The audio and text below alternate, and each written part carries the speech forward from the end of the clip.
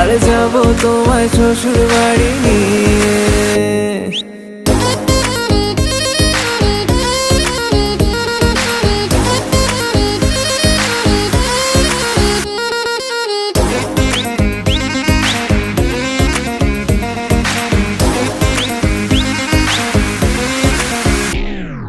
কেন বোঝো না তুমি আমার ইশারা, আমি দেব না এমন কাউকে তুমি ছাড়া।